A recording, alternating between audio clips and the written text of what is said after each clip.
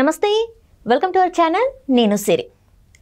ఏపీలో ఎన్నికల తర్వాత ఈవీఎంల స్ట్రాంగ్ రూమ్లకి భద్రత ఉందా లేదా, ఎందుకంటే అవి డేంజర్లో ఉన్నాయని చెప్పేసి అయితే కొన్ని వార్తలు వస్తున్నాయి. ఇందులో ఎంతవరకు వాస్తవం ఉంది అనేది మనకు వివరించడానికి మనతో పాటు ఉన్నారు ప్రముఖ రాజకీయ విశ్లేషకులు కిలారు నాగార్జున గారు. నమస్కారం సార్. నమస్తే. సార్, ఇప్పుడు చూస్తున్నట్టయితే ఏపీలో ఎన్నికల తర్వాత ఈవీఎం మిషన్స్ ఏవైతే పెడతామో స్ట్రాంగ్ రూమ్స్గా మనం పరిగణిస్తామో ఆ స్ట్రాంగ్ రూమ్స్కి అసలు భద్రత లేదు అన్న వార్తల్లో కొన్ని వస్తున్నాయి అండ్ కొన్ని సంఘటనలు కూడా మనం చూసాము. అయితే ఇప్పుడున్న పరిస్థితుల్లో మరి ఈవీఎం మిషన్స్ పెట్టిన స్ట్రాంగ్ రూమ్స్ పరిస్థితి ఏంటి? నిజంగానే అవి భద్రంగా ఉన్నట్టేనా ఈవీఎం మిషన్స్, లేకపోతే కొన్ని వార్తలు కూడా వస్తున్నాయి ఏంటంటే ఈవీఎం మిషన్స్ దగ్గరికి కూడా కొంతమంది ఏజెంట్స్ వెళ్ళారు, ఓపెన్ చేసి కూడా చూశారన్న వార్తలు అండ్ కొంతమంది ఎత్తుకెళ్ళారన్న వార్తలు కూడా వస్తున్నాయి. మరి ఇందులో వాస్తవం ఉందంటారా? అంటే జనరల్గా ఎక్కడ కూడా స్ట్రాంగ్ రూమ్స్ ఏవైతే ఉన్నాయో వాటి దగ్గర భద్రత అనేటువంటిది చాలా పటిష్టంగా ఉంటుందమ్మా. ఎందుకంటే టోటల్ ఎన్నికలనంతా కూడా ఈ జరిగే వ్యవస్థ మొత్తం దాని మీదే ఆధారపడి ఉంటుంది కాబట్టి. సో ఇంతవరకు మనకి చరిత్రలో ఈవీఎంస్ వచ్చిన తర్వాత స్ట్రాంగ్ రూమ్లోకి వెళ్ళి ఈవీఎంస్ ఎత్తుకెళ్ళారు అనేటువంటిది, దాన్ని మ్యానిపులేట్ చేశారనేటువంటిది మనం చూడలేదు. అయితే ఏంటంటే కొంతమంది అత్యుత్సాహం ఉన్నటువంటి ఆఫీసర్స్ ఉన్నప్పుడు ఏంటంటే వాళ్ళు ఫేవరబుల్గా ఉన్న వాళ్ళకి ఏదైనా చేయటానికి ఏదో ప్రయత్నం చేసే సందర్భం ఒకటి అరా ఉంటుందే, కానీ చేసినా ఏం చేయగలుగుతారు? ఎక్కడ కదిలించడానికి ఉండదు. సీల్స్ ఉంటాయి. ఆ సీల్స్ ఓపెన్ చేసేటప్పుడు కూడా రెండు పార్టీ వాళ్ళు ఉండాలి, పలానా టైం అని దానికి ఫిక్స్ చేసుకొని ఇది చేసుకోవాలి. సో మనకేవో వచ్చినాయి, ఎక్కడో ఒక చోట కొంతమంది వెళ్ళి దాని లోపలికి వెళ్ళారు వితౌట్ పర్మిషన్ అని ఒక ఆఫీసర్ ఏదో అలౌ చేశాడు అనేటువంటిది ఓవరాల్గా జనరల్గా జరగదు. కానీ ఇప్పుడు అనుమానాలు ఎందుకు వస్తున్నాయంటే మొన్న ఎలక్షన్స్ మనం చూసాం ఎంత హింసాత్మకంగా జరిగినాయి అనేటువంటిది. మధ్యాహ్నం వరకు 2-3 వరకు బాగా జరిగినటువంటి ఎలక్షను 3 నుంచి 4 మధ్యలో విపరీతమైనటువంటి దాడులు ఇవన్నీ జరగటానికి కారణం ఏంటంటే ఒక వర్గం వాళ్ళు ఓడిపోతున్నాము అనేటువంటి ఒక ఫీలర్ వాళ్ళకు వచ్చి ఒక అంచనాకి వాళ్ళు వచ్చి అక్కడి నుంచి దాడులకు తెగబడ్డారు. ఆ తర్వాత 2 రోజుల పాటు అటు పల్నాడులో కానివ్వండి, లేకపోతే తాడిపత్రిలో కానివ్వండి, మిగతా చోట్ల జరిగినటువంటి ప్రతిదాళ్ళు మనం చూసాం. ఇలాంటి సందర్భంలో ఎలక్షన్ అప్పుడే ఇంత గందరగోళం చేసినప్పుడు ఓడిపోతాము అనేటువంటి భావన వచ్చినటువంటి వాళ్ళు రేపు కౌంటింగ్ మాత్రం సరిగ్గా జరగనిస్తారా లేదా అనేటువంటి అనుమానాలు చాలామంది వ్యక్తం చేస్తున్నారు. సో ఇప్పుడు జరిగినటువంటి పరిస్థితులను చూస్తూ ఉంటే కూడా ఆ భయాందోళనలు మామూలు వ్యక్తులు కూడా కలుగుతున్నాయి.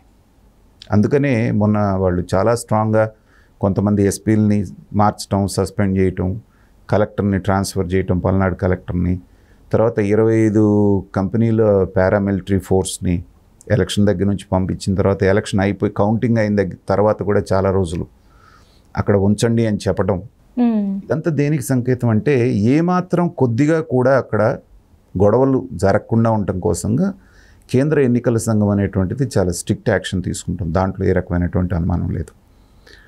అయితే ఏంటంటే వాళ్ళు కూడా ఊహించలేదు ఎన్నికల తర్వాత ఇంత హింస జరుగుతుందని. ఎన్నికలు సాఫీగా జరిగిపోతున్నాయి కదా, పర్వాలేదులే అన్నటువంటి కొంత అలసత్వంతో వాళ్ళు ఉండటంతో ఏంటంటే రాష్ట్రంలో ఈ అలజడి జరిగింది. ఇది జరగటంతో అంత ఎన్నికలు బాగా నిర్వహించినా కూడా ఎన్నికల కమిషన్ మనం చూసాం, గతంలో నా ఓటు పోయిందని, నా ఓటు ఎవరో వేశారని, నా ఓటు గల్లంతయిందని, దొంగ ఓట్లు ఉన్నాయని రకరకాల కంప్లైంట్స్ చూసేవాళ్ళు. ఈసారి ఒక్క సంఘటన కూడా అలాంటిది జరగకుండా, నా ఓటు లేదు అని ఒక్కళ్ళు కూడా అనకుండా సాఫీగా జరిగింది. దానికి మనం వాళ్ళని అభినందించాల్సిందే. అయితే అంత చేసింది కూడా వాళ్ళు కేవలం ఆ 2 రోజులు కొద్ది చోట్ల జరిగినటువంటి గొడవల మూలాన వాళ్ళ మీద పెద్ద ఎత్తున విమర్శలు రావడం జరిగింది. అందుకని ఈసారి ఏం చేస్తున్నారంటే కౌంటింగ్ని వాళ్ళు చాలా ఛాలెంజింగ్గా తీసుకున్నారు. ఇందాక కూడా అనంతపూర్ ఎస్పీ మాట్లాడటం చూశాను నేను. ఆవిడ చాలా స్ట్రాంగ్గా చెప్తున్నారు, ఎవరైనా సరే ఈవీఎంలు అనేటువంటి ఆలోచన వస్తే కూడా బాగోదు, మేము చాలా స్ట్రిక్ట్గా దాన్ని మేము ఇచ్చేయబోతున్నాము అనేటువంటిది ఆవిడ స్ట్రాంగ్గా చెప్తున్నారు. అందుకని ఏంటంటే భయం ఉండటం అనేటువంటిది మంచిదే. ఏమన్నా జరుగుద్దేమో అనేటువంటి సస్పిషన్ ఉంటే ఏంటంటే ఇంకొంచెం మనం లాస్ట్ మినిట్ వరకు ఏది చేసైనా దాన్ని ఏదో రకంగా ఆపాలని. ఇప్పుడు పులివర్తి నాని గారి ఇష్యూ చూసాం మనం, ఆల్మోస్ట్ హత్యాయత్నం. ఇంకొక 2 సుత్తి దెబ్బలు ఆయన మీద, వాళ్ళ గన్మ్యాన్ మీద పడేటువంటి దెబ్బలు ఆయన మీద పడి ఉంటే ఏం జరిగేదో తెలియదు, ఉపయోగానికి రావచ్చు. ఎందుకంటే అక్కడ వాళ్ళు ఓడిపోతున్నారు అనేటువంటిది వాళ్ళకి క్లియర్గా తెలిసింది.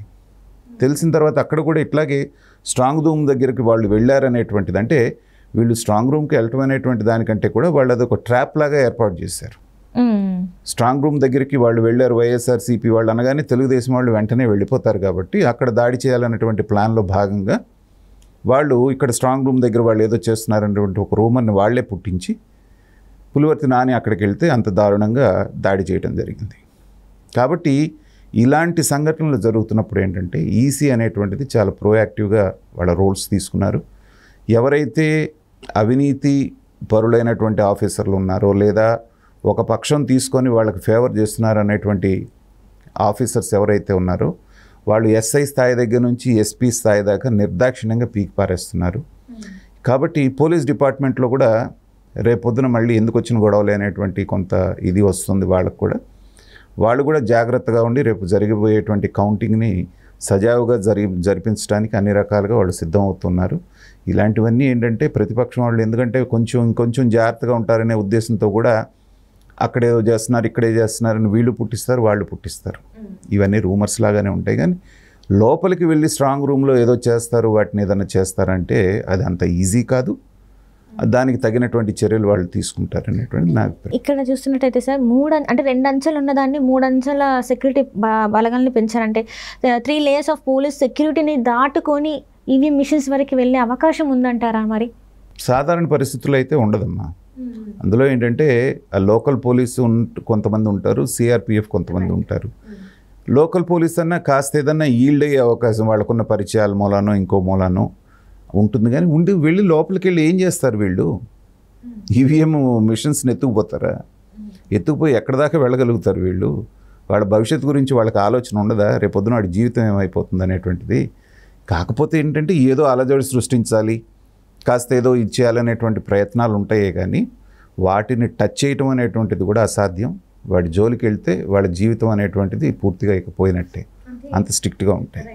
ఇక్కడ ఏంటంటే సార్ ఇజ్రాయెల్ ఏదైతే ఉందో ఇజ్రాయెల్ మెథడ్ వల్ల ఆ ఇన్స్ట్రక్షన్స్ వల్ల ఏదో చేయొచ్చు, ఇంకా ఓటుని చేంజ్ చేయొచ్చు, ఇలాంటి చాలా చాలా వస్తున్నాయి సార్, రూమర్స్ వస్తున్నాయి. మరి ఇజ్రాయెల్ టెక్నాలజీతో ఇంకేమైనా చేసే అవకాశం ఉందంటారు? రూమర్స్ అన్నీ ప్రతి ఎలక్షన్లో మనం చూస్తున్నాం.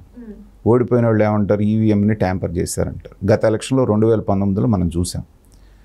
చంద్రబాబు నాయుడు గారు ఓడిపోయిన తర్వాత తెలుగుదేశం వాళ్ళు ఇదే అన్నారు, వైసీపీ వాళ్ళు ఈవీఎంలను మేనేజ్ చేసి బీజేపీ సహాయంతో గెలిచారు అని. సింపుల్ కామన్ సెన్స్ క్వశ్చన్ ఒకటి వేసుకుందాం మనం. 2014లో తెలుగుదేశానికి వైఎస్ఆర్సీపీకి ఉన్న గ్యాప్ కేవలం 1.5%. 1.5%తో గెలిచింది తెలుగుదేశం. అదే మళ్ళీ 2019కి వచ్చేటప్పటికి వాళ్ళ పక్కన పవన్ కళ్యాణ్ లేడు, బీజేపీ. పవన్ కళ్యాణ్ది 6%, బీజేపీది 1-2%. 0.86% వచ్చినా వాళ్ళు జగన్మోహన్ రెడ్డికి ఏమన్నారు, వాళ్ళది ఒక 2% ఉంటుంది. 8% అక్కడ పోయింది కదా. యాంటీ ఇన్కంబెన్సీ అనేది 5 సంవత్సరాలు పాలించిన తర్వాత ఒక 2%, 3% ఉంటుంది కదా. 10% అక్కడే కనబడుతుంది మనకి. సో ఇంకా వాళ్ళు ఈవీఎంలు ట్యాంపర్ చేశారు, చెందారు అనేటువంటిది ఇవన్నీ రూమర్సే కానీ దానికి అవకాశం లేదు. దానికి నిర్దిష్టమైనటువంటి సాక్ష్యం ఇంతవరకు ఆరోపణలే కనపడుతున్నాయి. కానీ ఈవీఎంని ట్యాంపర్ చేయొచ్చు అనేటువంటిది ప్రాక్టికల్గా ప్రూవ్ చేసి ఆన్ రికార్డ్ చేసిన వాళ్ళు ఎవరు లేరు. కాబట్టి ఈ వ్యవస్థలో మనం నడుస్తున్నప్పుడు అది బాగా నడుస్తుందని నమ్మాల్సిందే. Right sir, right. Thank you so much sir.